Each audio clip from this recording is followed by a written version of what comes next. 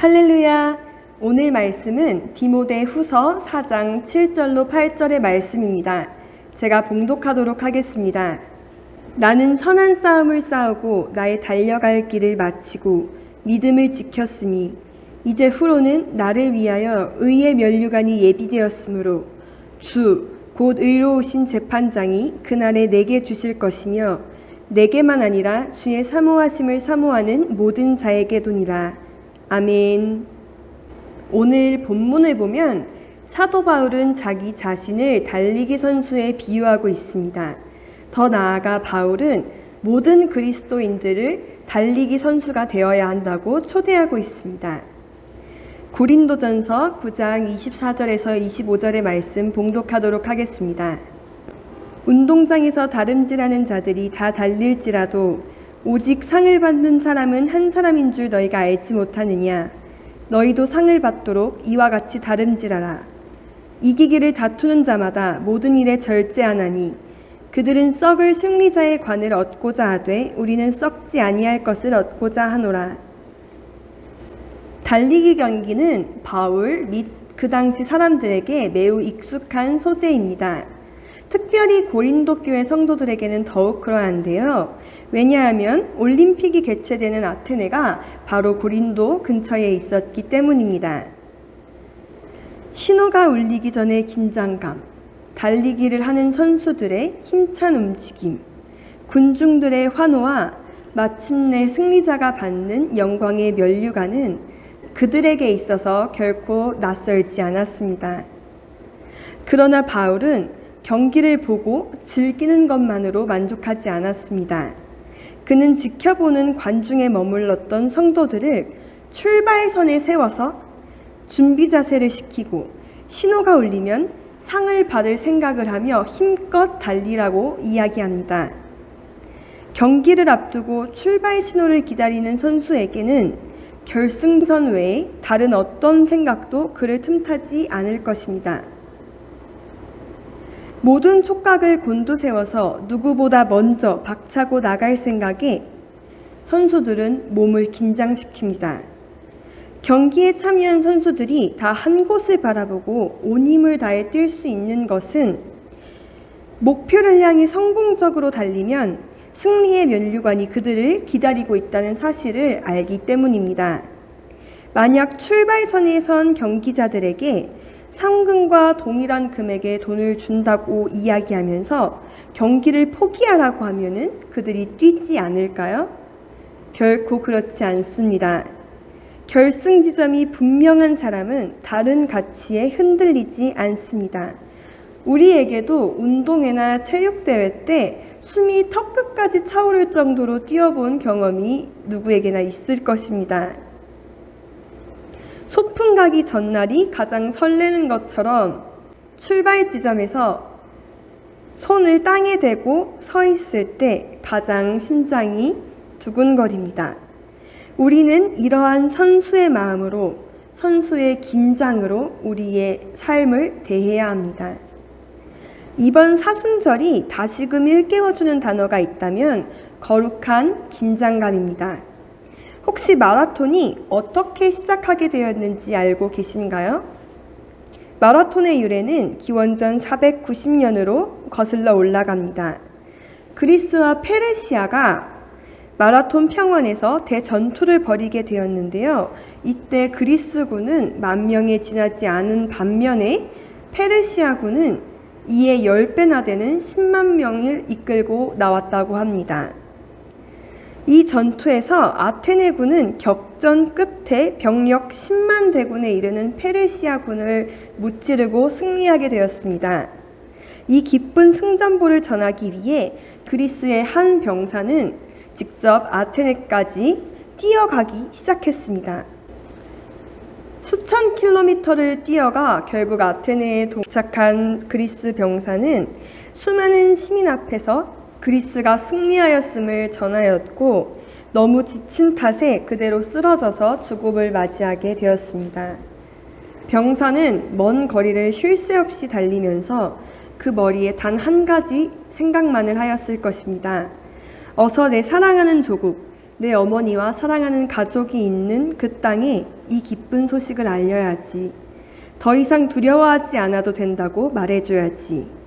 이 목표 하나만으로 그는 몸이 지치고 발이 부르틀지언정 끊임없이 달릴 수 있었습니다.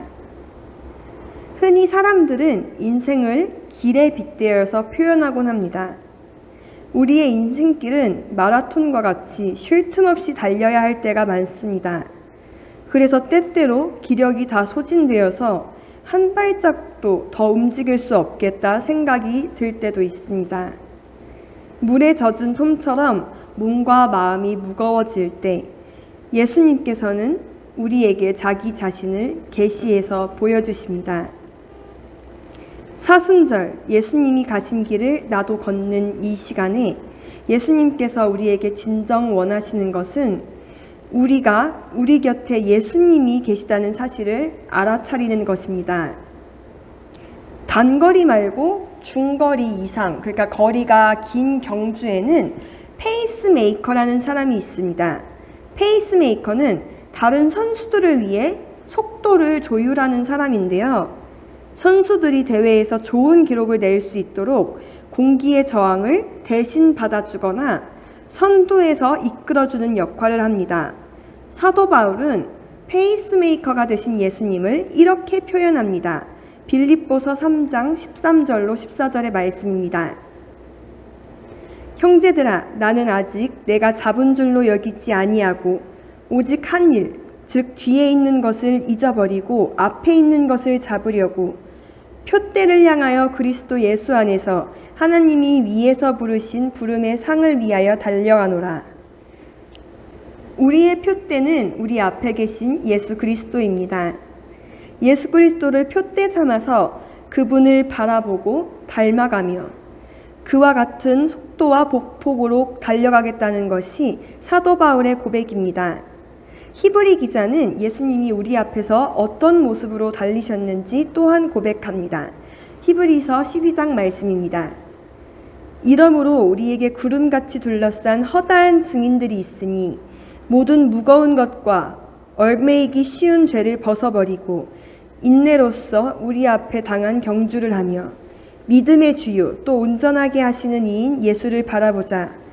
그는 그 앞에 있는 기쁨을 위하여 십자가를 참으사 부끄러움을 개의치 아니하시더니 하나님 보좌 우편에 앉으셨느니라.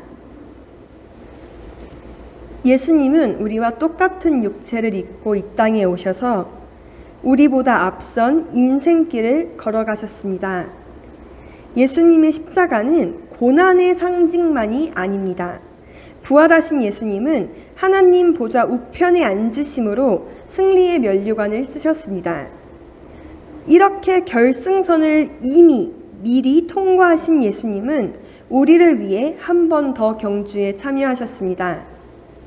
우리가 인생의 긴 마라톤을 할 때 예수님은 우리 앞에서 달리기도 하시며 때로는 옆에 와서 우리를 응원해 주시며 함께 달리십니다.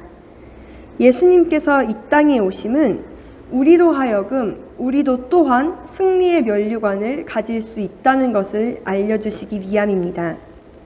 그 승리는 주님의 나타나심을 사모하는 우리 모두에게 열려 있습니다. 우리를 구원하시기 위해 이 땅에 오시고 또 우리가 앞으로 거할 아버지의 집을 예비하러 가신 예수님께서 이렇게 말씀하십니다. 내가 곧 길이요 진리요 생명이니 나로 말미암지 않고는 아버지께로 올 자가 없느니라. 만약 지금 지쳐서 잠시 쉬고 계신 분이 있으시다면 괜찮습니다. 예수님이라는 길 위에 서 있기만 해도 좋습니다. 충분히 휴식을 취하시고 나와 함께 하신 예수님을 느끼며 다시 준비 땅 하시면 됩니다. 기도하도록 하겠습니다. 사랑해 주님 감사합니다. 예수님의 십자가로 저희가 나음을 얻었고 구원을 받았습니다. 그 사랑에 감사하여 사순절 셋째 주를 보냅니다. 예수님께서 몸소 우리에게 보이신 인생길을 따라 걷길 원합니다. 몸이 힘들어 잠시 쉬고 있는 지체에게는 옆에서 힘을 주시고 또 목표를 향해 다른 박질하는 자의 앞에서 같이 뛰어주시는 주님, 사도 바울의 고백과도 같이 우리도 그리스도를 표대 삼아서 예수님을 바라보고 닮아가며 같은 속도와 보폭으로 달려가기를 원합니다. 나의 몸과 마음을 살피시고 늘 새 힘으로 채워주소서. 주님의 구원의 은혜를 기억하고 감사하며 부활에 동참하는 자리에 서기를 원합니다. 항상 우리를 지키시고 인도하시고 동행하실 줄 믿사오며 예수님의 이름으로 기도드립니다. 아멘.